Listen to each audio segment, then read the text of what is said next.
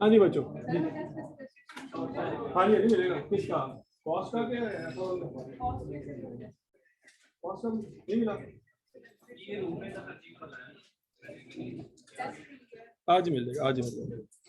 यार शहजाद नोट करो FR1 का और कॉस्ट का सजेशन सोल्यूशन बुकशॉप पे भी दिखवा दो, व्हाट्सएप भी कर दो, ठीक है, अपने पास भी रखो। सब बच्चों का अरेंज कर, अभी कभी अरेंज कर। हाँ कल छुट्टी है, कल तुम ही नहीं आना।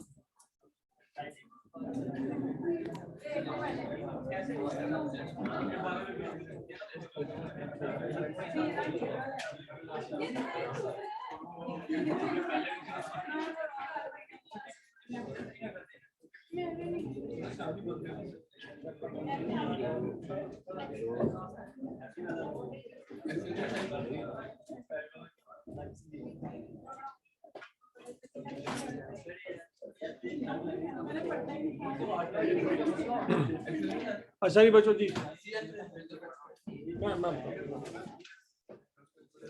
अच्छा बच्चों जरा हम एक ग्राफ बना लेते हैं। वो ग्राफ हमने QM के जमाने में भी बनाया था, लेकिन आपको शायद याद ना हो, दोबारा बना लेते हैं। याद है?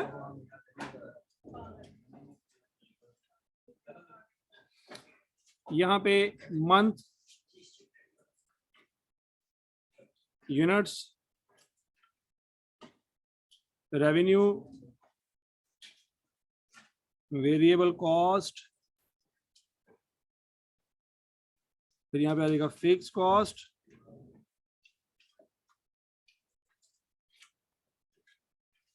और यहाँ पे आ जाएगा प्रॉफिट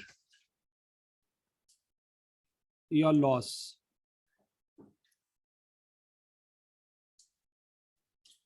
बच्चों जनवरी का महीना था, मैंने आपको कल एक डाटा लिखवाया था, अगर आपको याद हो। कल एक सवाल में डाटा लिखवाया था, 10 रुपए सेल प्राइस थी, वेरिएबल कॉस्ट थी 6 रुपए, फिक्स कॉस्ट थी 4000 रुपए। इस डाटा को हम यूज कर रहे हैं। हाँ जी, वो पीछे आवाज आ रही है?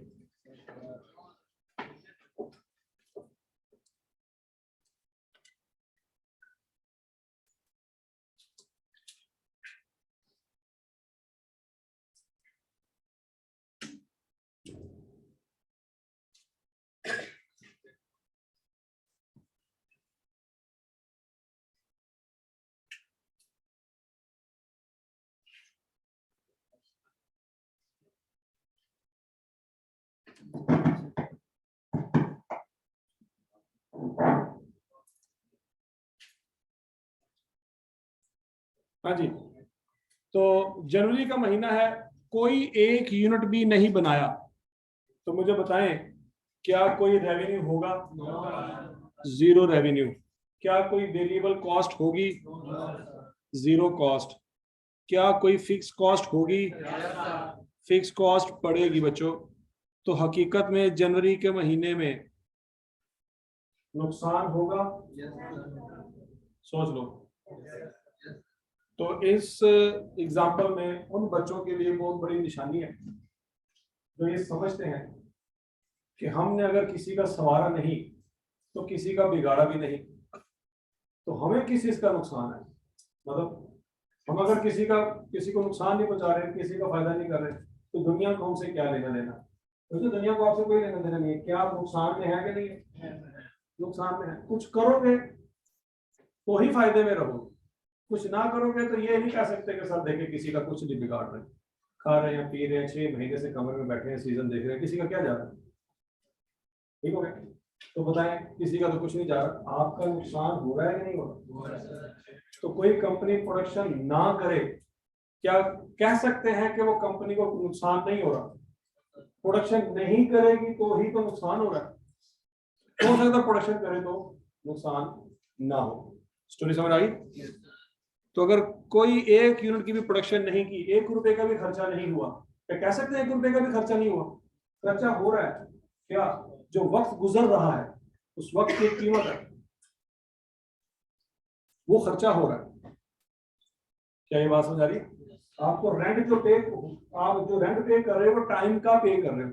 जैसे जैसे वक्त गुजरता जा रहा है रेंट बनता जा रहा है, वो आपको पे करना ही करना है। चाहे प्रोडक्शन करो चाहे ना करो। अब फरवरी का महीना 250 यूनिट्स बनाए और बेचे, तो रेवेन्यू कितना आएगा? रेवेन्यू का फार्मूला याद है? रेवेन्यू का फार्मूला क्या था? Sale price multiplied by units. 2500 रुपया हमारा रेवेन्यू है। वेरिएबल कॉस्ट क्या है बच्चों? यूनिट्स को मल्टीप्लाई करना है किससे? वेरिएबल कॉस्ट से। 6 रुपए से मल्टीप्लाई करो 250 को, क्या आंसर आएगा? 1500। क्या हमें फरवरी के महीने में 1000 रुपए की बचत हुई?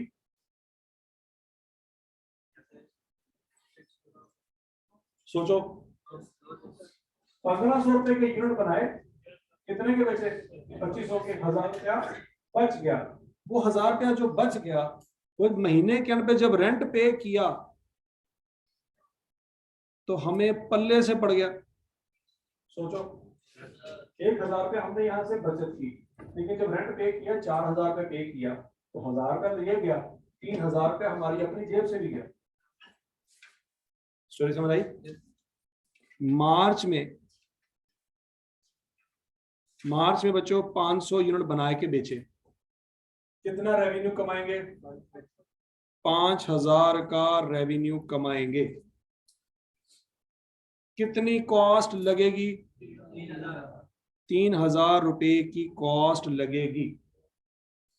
कितनी बचत होगी? 2000 की बचत होगी। लेकिन 4000 रुपया जब रेंट पे करेंगे तो हमारी जेब में से 2000 रुपया कम हो गया। तो ये बात समझ। फिर अप्रैल का महीना आया, 750 यूनिट बनाए, कितना रेवेन्यू कमाया? वेरिएबल कॉस्ट कितनी लगी? 750 को 6 से मल्टीप्लाई कर दो, 4500 की वेरिएबल कॉस्ट लगी। 3000 रुपया हमें बचत हुई। जब 4000 रुपया रेंट पे किया तो बच्चों 1000 रुपया अपनी जेब में से पे किया। ऐसी है। मई का महीना आया, हमने 1000 यूनिट बनाए, मार्केट में बेचे, कितने पैसे कमाए? 10,000। 1000 यूनिट बनाने का खर्चा 6000। टोटल कितने पैसे बचत हुई? कितना रेंट पे किया? क्या 1 रुपया भी अपनी जेब से पे किया? नहीं। लेकिन क्या कुछ कमाया? नहीं। ना कुछ लगाया ना कुछ कमाया, 0 रुपये। इस महीने हमें अपनी जेब में से कुछ पे करना नहीं पड़ा, लेकिन हमारी जेब में कुछ आया भी नहीं। ऐसे ही है। जून का महीना 1250 यूनिट, 12500 का रेवेन्यू। कॉस्ट कितनी आएगी? 7500 माइनस करेंगे, 5000 रुपया आया। उसमें से 4000 रुपया रेंट पे किया, 1000 रुपया पहली दफा हमारी जेब में आया। ऐसे ही है।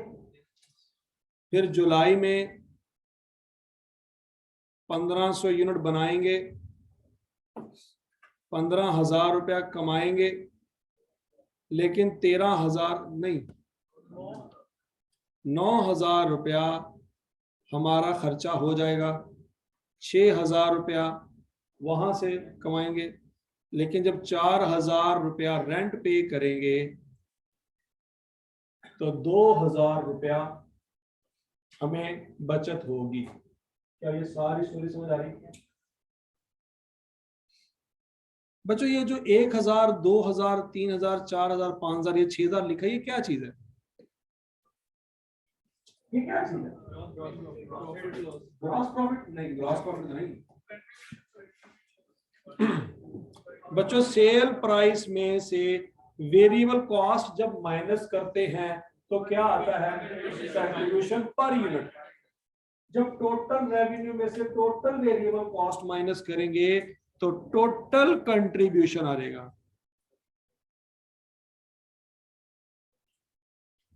पहले महीने टोटल कंट्रीब्यूशन 0 है, टोटल कंट्रीब्यूशन समझ आए। अगर सेल प्राइस में से वेरिएबल कॉस्ट माइनस करेंगे तो कंट्रीब्यूशन पर यूनिट, लेकिन सेल प्राइस की जगह रेवेन्यू आ रहे, वेरिएबल कॉस्ट की जगह टोटल वेरिएबल कॉस्ट आ रहे, तो टोटल रेवेन्यू में से टोटल वेरिएबल कॉस्ट माइनस करेंगे तो टोटल कंट्रीब्यूशन आ जाएगा। यहां तक की बात समझ आई। अच्छा बच्चों, इसको ग्राफ को जरा देखो।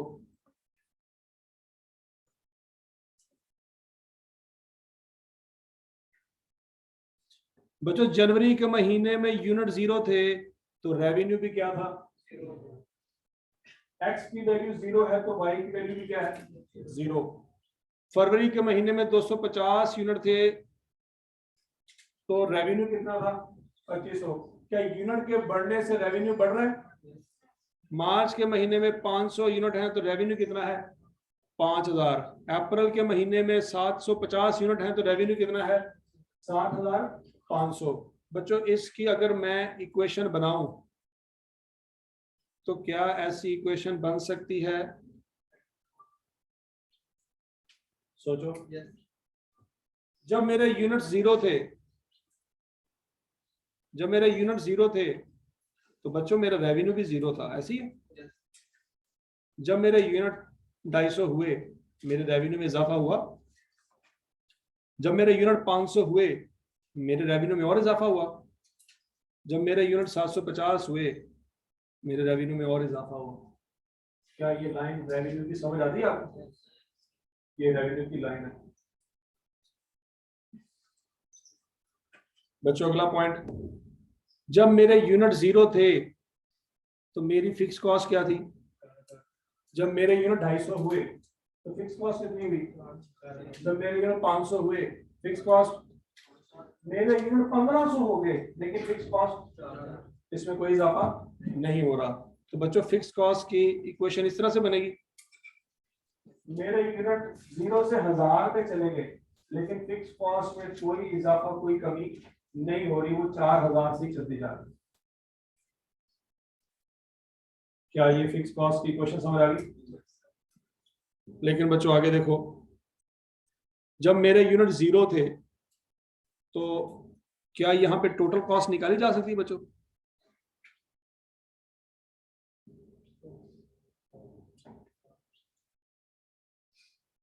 जब मेरे यूनिट 0 थे तो मेरी टोटल कॉस्ट क्या थी 4000, और जब मेरे यूनिट 250 थे तो टोटल कॉस्ट क्या थी 1500 variable cost, 4000 fix cost, total cost क्या बनती है 5500 बनती है। जब मेरे यूनिट 500 थे तो टोटल कॉस्ट कितनी बनती है 7000 बनती है।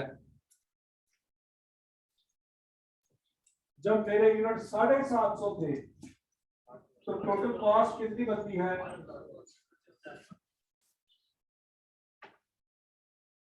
8500।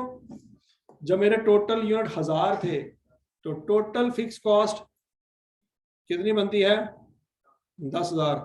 जब मेरे यूनिट 1250 थे तो टोटल कॉस्ट कितनी बनती है 11000 12000।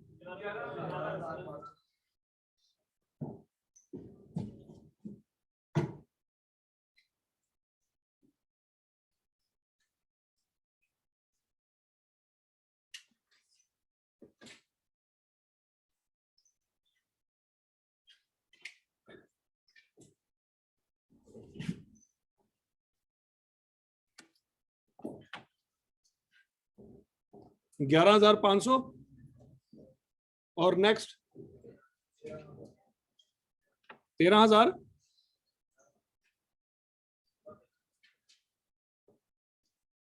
यहां तक की बात समझ आ गई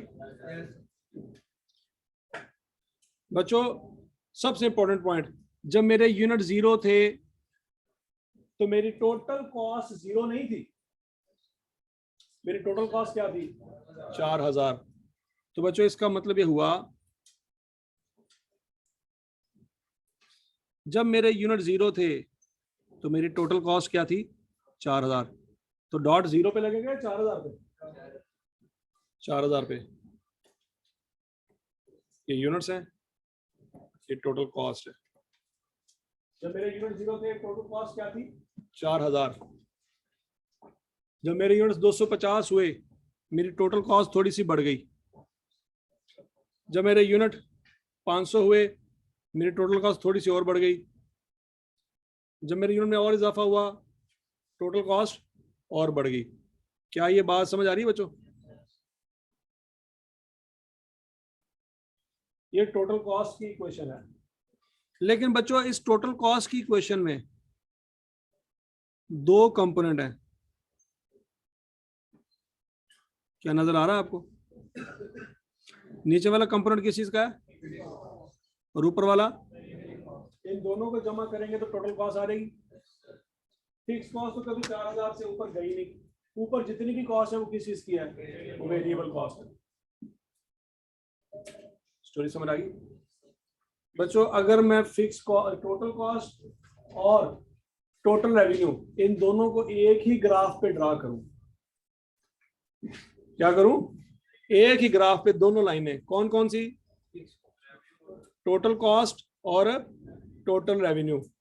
तो बच्चों ग्राफ कुछ इस तरह से बनेगा। ये नजर आ रहा है? नहीं नजर आया?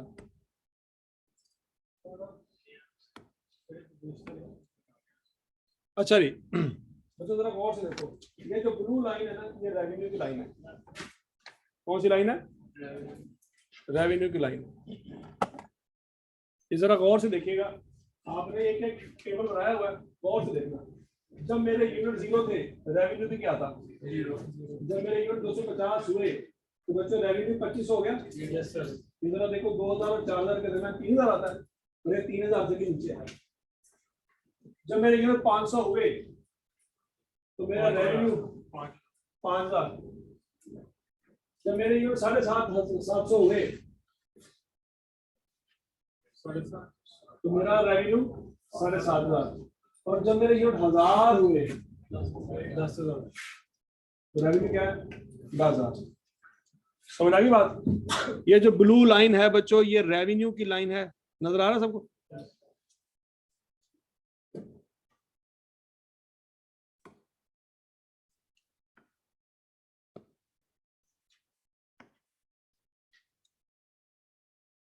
ठीक हो गया? आगे चलते हैं। अब टोटल कॉस्ट की मैं बात करता हूँ। जब मेरे यूनिट 0 थे तो मेरी टोटल कॉस्ट क्या थी? 4,000। ये पॉइंट सबको नजर आ रहा है? जब मेरे यूनिट 0 थे तो टोटल कॉस्ट क्या थी? 4,000। जब मेरे यूनिट 250 थे मेरी टोटल कॉस्ट क्या थी? 5,000। बच्चों ये पॉइंट जरा गौर से देखना। क्या ये 5,000 और 6,000 के दरमियान आ रहा है? जब मेरे यूनिट 500 थे मेरी टोटल कॉस्ट तब क्या थी? टोटल कॉस्ट क्या थी? ये डॉट ये है ना, ये कहां पे आ रहा है? 6,000 और 8,000 के बीच में आ रहा है 7,000। समझ आ रही? तो क्लियर है?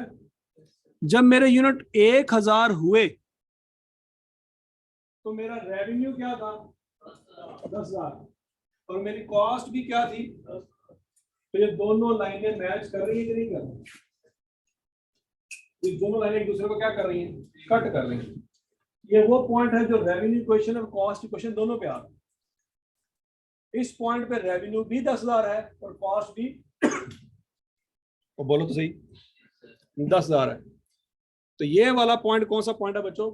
Break even point. क्यूएम में इसका नाम पड़ा था पॉइंट ऑफ इंटरसेक्शन। याद नहीं आ रहा? चलो ब्रेक इवन पॉइंट तो याद होना चाहिए। Break even point. अब ब्रेक इवन पॉइंट से जो चीजें समझने वाली है वो ये है बच्चों। ब्रेक इवन पॉइंट से पहले हमारी कॉस्ट ऊपर थी, रेवेन्यू नीचे था। तो जो कॉस्ट और रेवेन्यू के दरमियान जो गैप था उसको क्या कहते हैं? ये लॉस है। और ब्रेक इवन पॉइंट के बाद क्या हुआ? रेवेन्यू ऊपर चला गया, कॉस्ट नीचे रह गई। तो उसमें जो गैप आ रहा है वो क्या चीज है? वो प्रॉफिट। क्या ये बात समझ आ गई? दोबारा समझा रहे थे, तो जी कर लेते हैं। अब सुनो, दोबारा देखो बच्चों,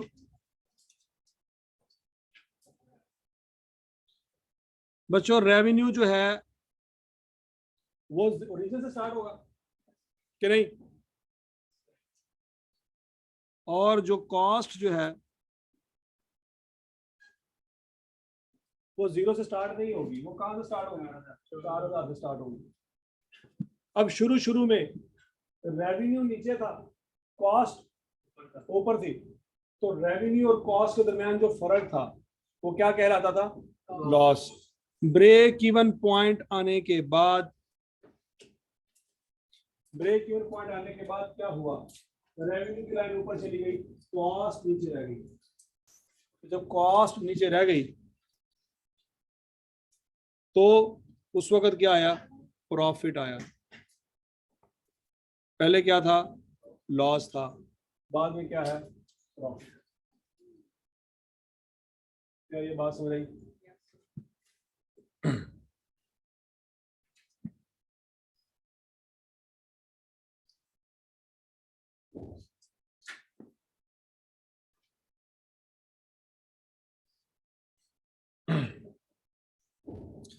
बच्चों 0 से लेके 1000 तक लॉस ही लॉस है, ऐसे ही है। 0 से लेके 1000 तक क्या है, लॉस, और 1000 से ऊपर जो मर्जी पॉइंट देख लो, प्रॉफिट ही प्रॉफिट है। 1000 के बाद लॉस नहीं आएगा, लॉस उसी वक्त आएगा जब 1000 से नीचे प्रोडक्शन करोगे, ठीक है। 1000 के बाद रेवेन्यू ऊपर है, कॉस्ट नीचे है, अब प्रॉफिट वाला एरिया शुरू हो गया है। अच्छा बच्चों, अब अगला पॉइंट ये है, अगर आप 1000 के बाद 1200 पॉइंट के लेवल पे काम कर रहे हैं तो क्या ब्रेक इवन पॉइंट से ऊपर है कि नीचे है, ऊपर है। क्या प्रॉफिट में है कि लॉस में है, प्रॉफिट में है। कंपनी ए बना रही है 1250 यूनिट, कंपनी बी जो बना रही है वो 1500 यूनिट बना रही है। कंपनी बी क्या प्रॉफिट में है कि लॉस में?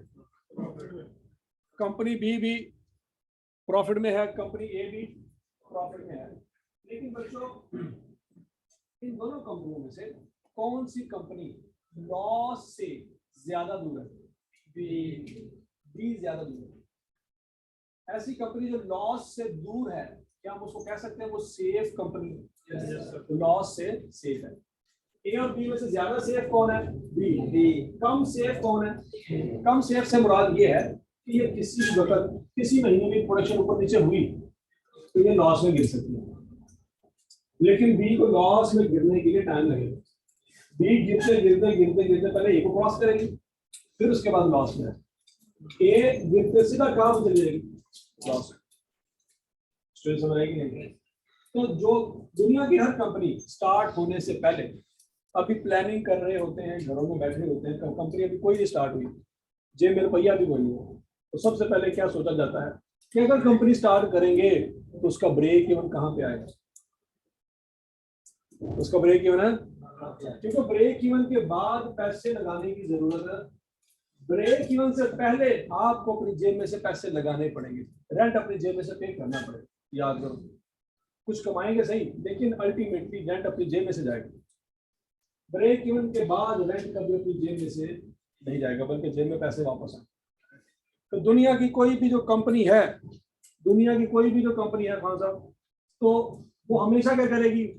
कंपनी बनाने से पहले वो क्या कैलकुलेट करेगी? ब्रेक इवन क्या है। क्योंकि ब्रेक इवन अगर आप अचीव कर सकते हैं तो कारोबार शुरू करो, अगर ब्रेक इवन अचीव नहीं हो सकता तो कारोबार शुरू करने का फायदा ही कोई नहीं। समझ आएगी? समझे? अगला पॉइंट, अब ब्रेक इवन अचीव कितने टाइम में होगा? अगर ब्रेक इवन पॉइंट अचीव होना है 5 साल में, तो इसका मतलब है 5 सालों तक आपकी जेब में 1 रुपया नहीं आना, बल्कि अपनी जेब में से लगाने पड़ेंगे।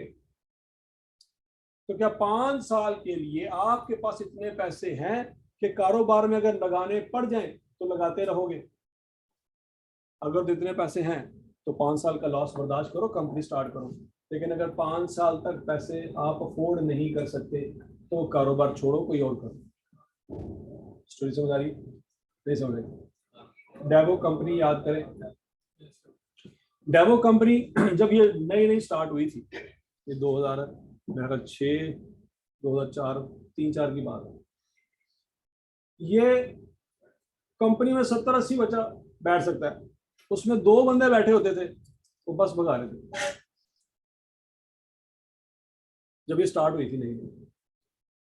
इन्होंने क्या किया, पहले पाकिस्तान के लोगों को बताया कि टाइम कीमती है, पैसा कीमती नहीं है, टाइम कीमती है। अगर आपने 9 बजे की टिकट करवाई है तो 9 बजे गाड़ी निकल है, तो चाहे उस गाड़ी में 2 बंदे ही क्यों ना बैठे हो, उन्होंने गाड़ी नहीं रोकी। उन्होंने बंदों को पैसे नहीं दिए कि यार चूंकि 2 बंदे हैं आप ये पैसे पकड़ो चले जाओ, या ये कहा कि यार सब्र कर ले थोड़ी देर, यहाँ से गाड़ी फिल होगी तो निकालें। कभी ऐसा नहीं। 9 बजे की अगर आपने टिकट बुक करवाई है तो आप 9 बजे वहां पे जाएंगे, गाड़ी खड़ी, आप उसमें बैठेंगे, दरवाजा लॉक हो जाएगा, गाड़ी निकलेगी। उन्होंने ट्रेंड सेट किया, पाकिस्तान में लोगों को बताया कि 9 बजे का मतलब 9 बजे होता है। शुरू शुरू में उनको खाली गाड़ियां चलानी पड़ी, उन्होंने चलाई, उन्हें लॉसेस बेयर किए।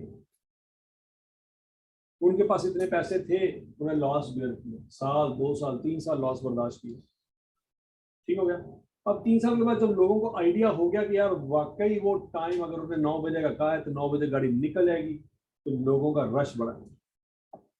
लोगों ने कहा पता नहीं लाली डे में बस मिले ना मिले, टाइम पे निकले ना निकले, रास्ते में 15 जगह पे रुकती है, डेवो का कोई नहीं है, हमें पता होगा अगर 12 बजे चली है तो 3 बजे वहां पे पहुंच जाएगी, आराम से पहुंचे, 3 घंटे फिक्स है।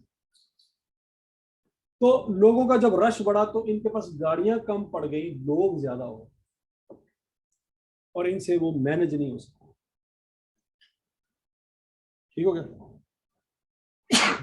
इनसे वो चीजें मैनेज नहीं हो सकती। और अब वो दौर आ गया है कि जो सारी अपनी रेपुटेशन बनाई थी, इससे लोगों ने सबक सीखा, बाकी कंपनियों ने सबक सीखा, वो अब डेवो से आगे निकल गई। डेवो से अपने रिसोर्सेज मैनेज ना हो सके, वो रश मैनेज ना हो सका। ठीक है, जो उनकी प्लानिंग जो है, उन्होंने जो सोचा हुआ था उसकी कैपेसिटी से ज्यादा लोग आ गए। तकरीबन सारे पाकिस्तान के सारे लोगों ने कहा कि टाइम अगर कीमती है तो इधर आ जाओ, टाइम कीमती नहीं है, फारग है तो जो मर्जी करो, जहां मर्जी करो। ठीक हो गया जी। तो पॉइंट ये है कि लॉस अगर आप बर्दाश्त कर सकते, डेवो ने 3 साल लॉस बर्दाश्त किया, 3 साल के बाद जाके वो प्रॉफिट में आए। तो अगर आप 3 साल तक लॉस बर्दाश्त कर सकते हो, काम शुरू कर दो। अगर 3 साल तक लॉस बर्दाश्त नहीं कर सकते तो अभी से कोई और काम, नया काम ढूंढ लो। स्टोरी समझ आ गई? तो उनको पता था कि लॉसेज आए, उनको पता था, तो उन्होंने ये नहीं कहा कि चूंकि 9 बज गए हैं, 3 बंदे बैठे हैं बाकी बंदे नहीं है, फिलहाल इन 3 बंदों को कहा जाए आधा घंटा सब्र कर लो, या इन 3 को कहा जाए पैसे पकड़ो और कहीं और चले जाओ। ठीक है, तो लॉस बर्दाश्त करने पड़ेंगे अगर आप कारोबार करना चाहते हैं। स्टोरी समझ आ रही है हमारी? अच्छा बच्चों, अगला पॉइंट सुनो।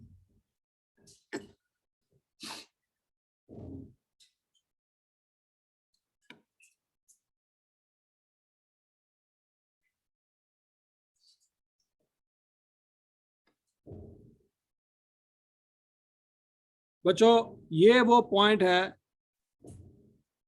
जो कि ब्रेक इवन पॉइंट है, ये नजर आ रहा है, ये लाइन चीज इसकी है। इससे पहले क्या है? लॉस, और इसके बाद क्या है? अब अगर कंपनी ये यहाँ पे प्रोडक्शन कर रही है, कंपनी यहाँ पे प्रोडक्शन कर रही है, रेवेन्यू इतना कमा रही है, तो जितना रेवेन्यू वो कमा रही है ब्रेक इवन से ऊपर ऊपर, क्या हम उसको कह सकते हैं this is margin of safety. Margin of safety, margin of safety क्या होता है? कोई कंपनी ब्रेक इवन पॉइंट से कितना दूर है, कोई कंपनी ब्रेक इवन पॉइंट से जितना ज्यादा दूर होगी उतना ज्यादा वो क्या होगी? सेफ होगी। और जितना वो उसके करीब होगी उतना कम सेफ है, उतना ज्यादा खतरे में है। क्या ये बात समझ आ गई है? नहीं समझ आई? तो बच्चों अगला फार्मूला हमारा क्या है आज? Margin of safety. इसका फार्मूला है budgeted sales minus break even sales.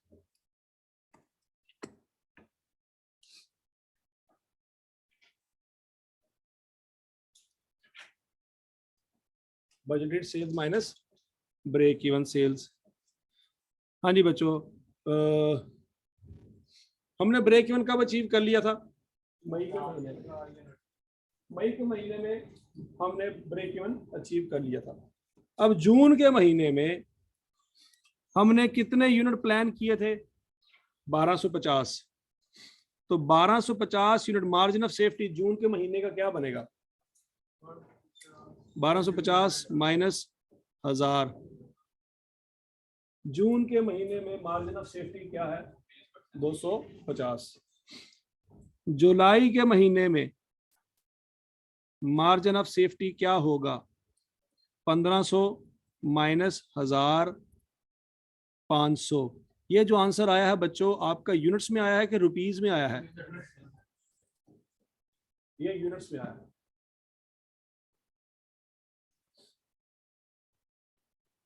ये किस में आया है? यूनिट्स में आया है। अब सम टाइम आई क्या पूछता है कि margin of safety ratio find करो। क्या फाइंड करो? Margin of safety ratio.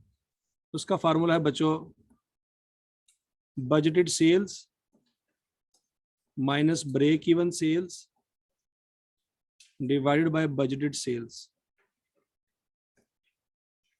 Multiplied by 100। हाँ जी, जून के महीने में कितने परसेंट कंपनी सेफ है? यूनिट के हिसाब से बात करेंगे तो कितने यूनिट सेफ है? 250 यूनिट ब्रेक इवन से दूर है। जुलाई के महीने में वो कितने यूनिट दूर है? 500 यूनिट। ज्यादा सेफ किस महीने में? जुलाई के महीने में। अब पॉइंट यह कि यूनिट की बात नहीं करनी, परसेंटेज की बात करनी है। तो जून में बच्चों 1250 minus 1000 divided by 1250 multiplied by 100। नहीं, बजटेड सेल्स। तो कितने परसेंट सेफ है? 20% वो सेफ है। जुलाई के महीने में कितनी प्रोडक्शन हुई? 1500 डिवाइडेड बाय 1500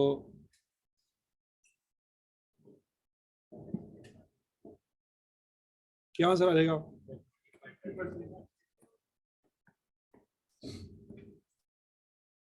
33.33%।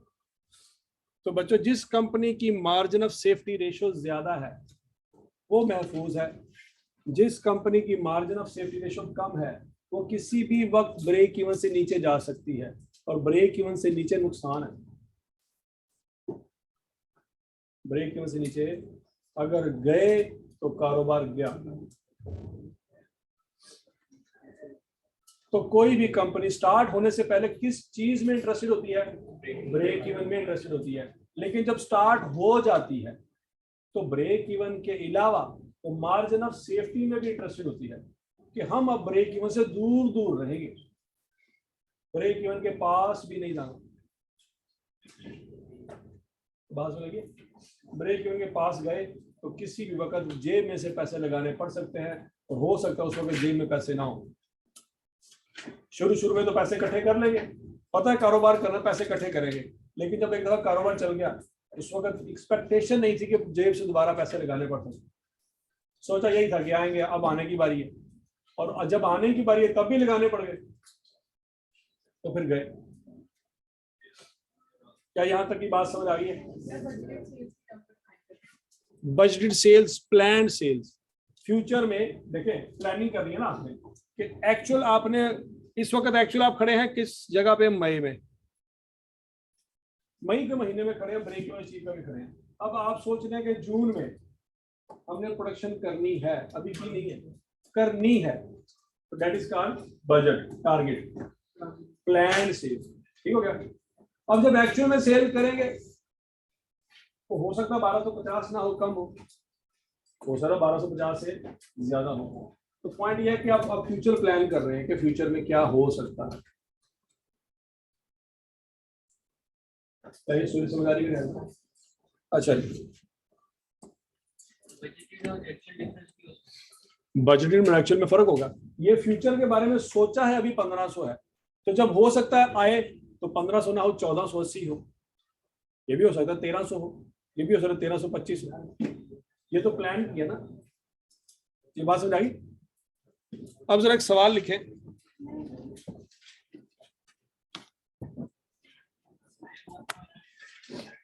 हाँ जी भैया, आपको मैंने सॉफ्टवेयर में नोट सेंड किए हुए हैं। नहीं नहीं, इसमें से नहीं है अभी, इसलिए आपको कोई बुक नहीं लगवाई जा रही, क्योंकि आईकैप की तरफ से बुक फाइनल नहीं हुई, अभी नहीं हुई, कॉस्ट की नहीं हुई। होगी कॉस्ट की फाइनल, F2 की हो गई है, B.Law की हो गई है, और किसकी हो गई है, ऑडिट की भी हो गई है।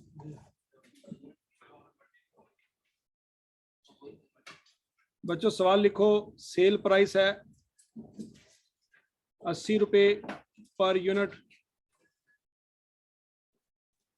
वेरिएबल कॉस्ट है 50 रुपए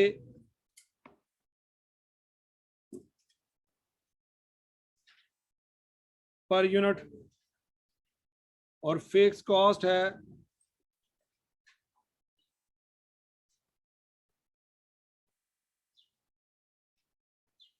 1 मिनट, ये 50 है, ये 40 है, और ये 1 लाख है।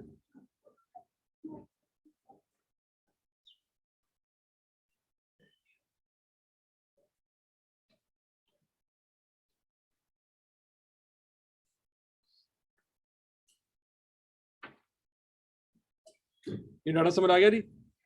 सबसे पहला क्वेश्चन, ब्रेक इवन कैलकुलेट करें इन यूनिट्स। कैलकुलेट हो सकता है? करें, शाबाश।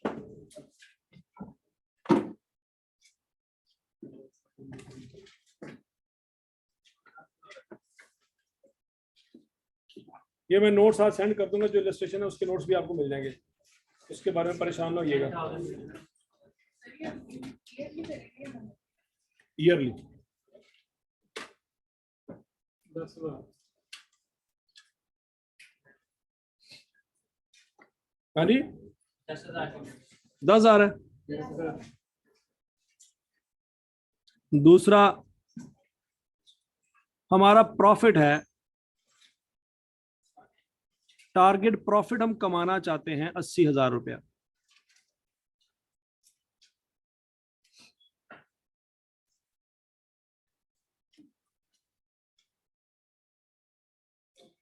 हाँ जी, बताएं नहीं जरा।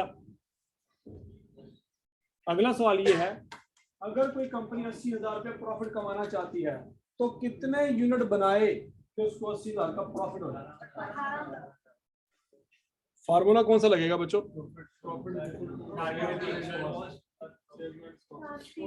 क्या मैंने आपको फार्मूला लिखवाया था कल? कि यूनिट्स निकाले जा सकते हैं fix cost plus targeted profit divided by cell price minus variable cost. क्या फार्मूला कल लिखा था? इसी फार्मूले को यूज करेंगे, आंसर आ जाएगा।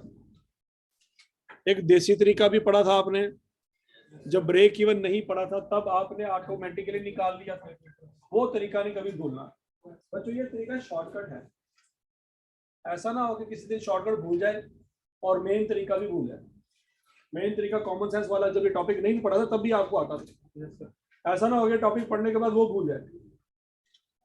पेपर में कभी ये भूल गया तो याद रखना कि आपके पास एक तरीका हमेशा से था, profit is equal to revenue minus cost. वहां पे प्रॉफिट लिखेंगे तो रेवेन्यू और कॉस्ट की इक्वेशन बनाएंगे, पुट करेंगे, आंसर आ जाएगा। तो ये फार्मूला शॉर्टकट है, ऐसा ना हो कि पेपर में जब सवाल है शॉर्टकट भूल गया तो मेन तरीका भी भूल गया। मेन तरीका नहीं भूलना। क्या फार्मूला है जी? फिक्स कॉस्ट कितनी है बच्चों? 1 लाख। उसमें प्रॉफिट को क्या कर लेंगे, जमा, कितना हो जाएगा 180। अब सादल फाज में 180 कमाना है हमने, कितना कमाना है 180 कमाएंगे, 1 लाख जाएगा रेंट में, बाकी 80 जेब में। कितने कमाने हैं 180। Cell price minus variable cost, उस पर डिवाइड कर दो, तो कितने यूनिट बन जाएंगे 18,000 यूनिट बना के बेचोगे, कॉस्ट भी पूरी है, 80,000 प्रॉफिट भी आ जाएगा। क्या ये बात समझ आ गई?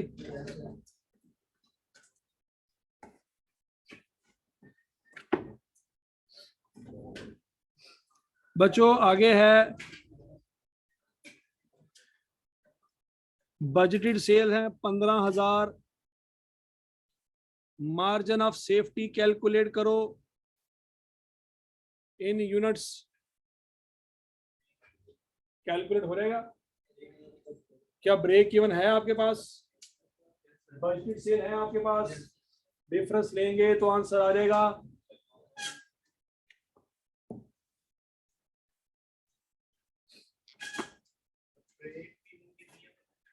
ब्रेक इवन कितना निकाला था पहला, 10,000। मार्जिन ऑफ सेफ्टी निकल आएगी बच्चों, मार्जिन ऑफ सेफ्टी रेशियो निकल आएगी, मार्जिन ऑफ सेफ्टी रेशियो भी निकालने, शाबाश।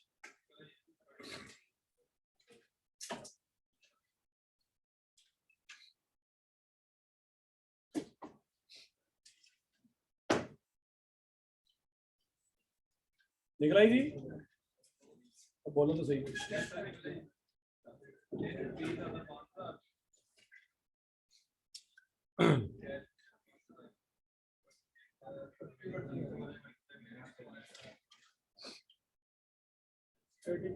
बच्चों क्या सीएस रेशियो भी निकाल सकते हैं?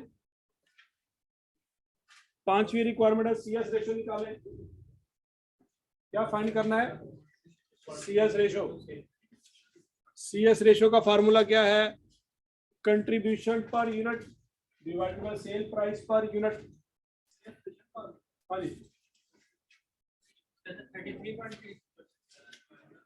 कंट्रीब्यूशन 10 रुपए डिवाइडेड बाय 50 मल्टीप्लाई बाय 100। हाँ जी, क्या कह रहा है सीएस रेशियो? सीएस रेशियो क्या है बच्चों, है 20%।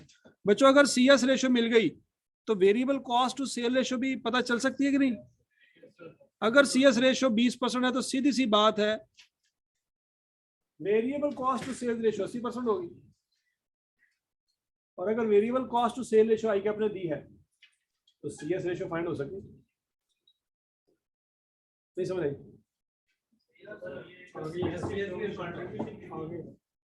कंट्रीब्यूशन क्या है बच्चों, cell price minus variable cost.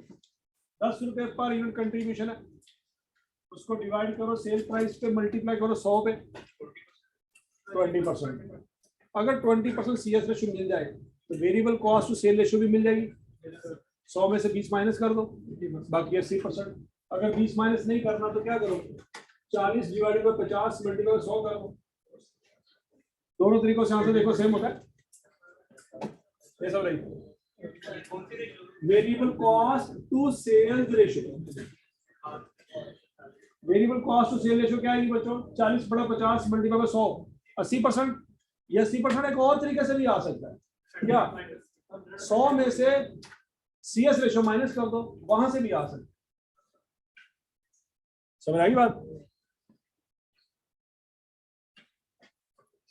अब आपने ब्रेक इवन कैलकुलेट करना है इन रुपीज।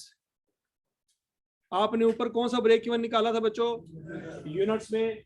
अब आई क्या कहता है ब्रेक इवन निकालो रुपीज में।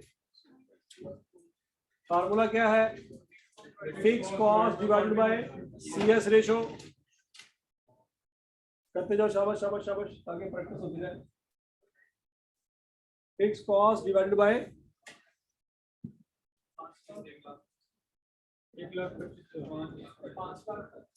5 लाख। अच्छा, कैलकुलेट सेल्स रेवेन्यू। when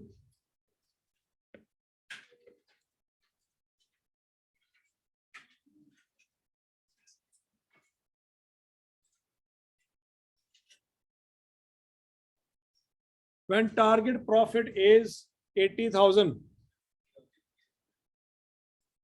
किया था पॉइंट नंबर 2 में टारगेट प्रॉफिट मैंने दिया था, वो कितना दिया था 80,000। तो फाइंड क्या किया था यूनिट्स। अब यूनिट्स नहीं फाइंड करने, अब क्या फाइंड करना है सेल्स रेवेन्यू रुपीज फाइंड करना, रुपीज 80,000।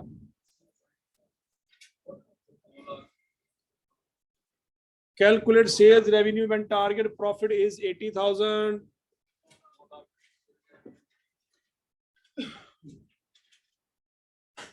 हो गया जी, है 7वां नहीं हुआ बच्चों। ये फार्मूला जो ऊपर लिखा हुआ वो सेम है, fix cost plus net profit. सिर्फ नीचे क्या आ जाएगा, सीधे सीएस रेशो आ जाएगी, आंसर आ जाएगा। नीचे क्या आएगा, समझ आ गया जी ये। चलो जी बच्चों, आज के लिए इतना ही काफी है। मैं आपको कुछ प्रैक्टिस क्वेश्चन सेंड करूंगा, वो आपने घर बैठ के करने हैं, कर लोगे? आज ही हो जाएगा। सीएस रेशो क्या होती है, contribution divided by sale multiply by 100। अब कंट्रीब्यूशन क्या होता है, sale price minus variable cost. Sale price 50 है, वेरिएबल कॉस्ट 40 है, तो 10 रुपए जो बचे हैं वो कंट्रीब्यूशन डिवाइडेड बाय सेल 50 है, contribution divided by sale multiply 100।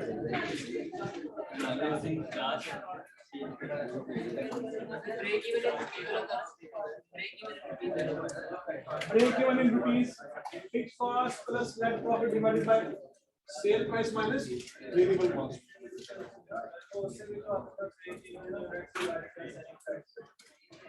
Break even units? नहीं, break even revenue. Break even revenue divided by sale price is break even units. ठीक है, और ब्रेक इवन यूनिट्स को सेल प्राइस से multiply करेंगे तो break even revenue आएगा। सही बात हो रही, कौन सा point number 7, simple fix cost plus net profit divided by, इसकी जगह क्या लिखना है सीएस रेशो, जो आपने निकाला हुआ है point number 5। Calculate sales revenue when target profit is 80,000.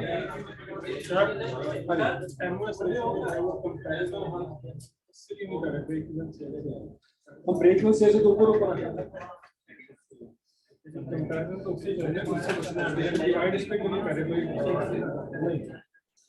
उसमें हमेशा हम जिस लेवल पे देखो डेफिनेटली दो हो सकते हैं, जैसे मार्केट पे मार्जिन उस तरह से ये ब्रेक इवन में भी हो सकता है, बजट में भी हो सकता है, लेकिन फार्मूला बजट के साथ ही चलता आ रहा है। हो सकते हैं दो, लेकिन जब आइटम मार्जिनल सेफ्टी रेशो देगा तो आपको पता होना चाहिए कि आइटम ने किस पे डिवाइड किया, बाय डिफॉल्ट बजट से पे डिवाइड करते हैं। हाँ जी, मंडे को ऑफ है, ये काफी सवाल है, मैं आज आपको शेयर कर दूंगा। इसमें से हाँ, तो ट्यूसडे की वजह से तो मंडे आपको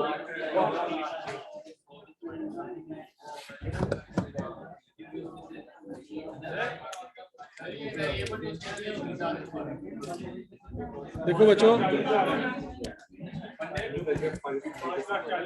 वेरिएबल कॉस्ट के लिए 40 रुपए, सेल के लिए 50, तो variable cost divided by sale multiply by 100 है मंडे को नहीं, sale price multiply by units, sale price multiply by units.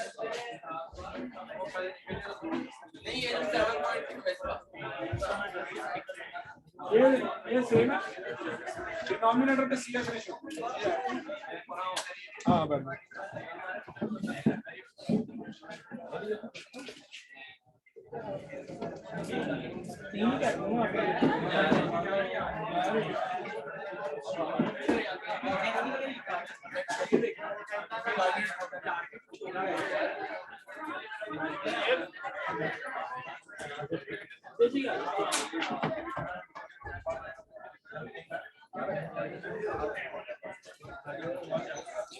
हाँ जी ऑनलाइन स्टूडेंट्स, हाँ जी मार्जिनल सेफ्टी रेवेन्यू में भी पूछ सकता है। तो budgeted sales revenue minus break even sales revenue, तो मार्जिनल सेफ्टी रेवेन्यू में आ जाएगा रमजान। छटेगा तो ब्रेक इवन मैंने कल लिखवाया तो था। सलमान कैसी बातें करते हो? अंदर से आ जा।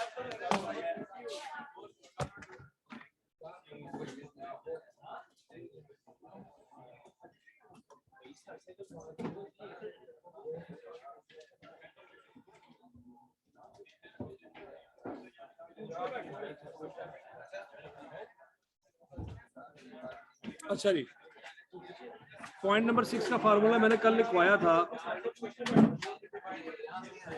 ब्रेक इवन इन रुपीस का फार्मूला मैंने कल लिखवाया था, fix cost plus net profit divided by CS ratio. Clear है? 7 पॉइंट का फार्मूला है, नहीं सॉरी ओए,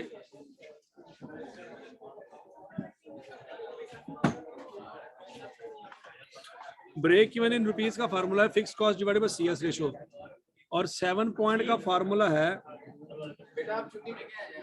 fix cost plus net profit divided by CS ratio. ये फार्मूला है। क्लियर हो गया सलमान?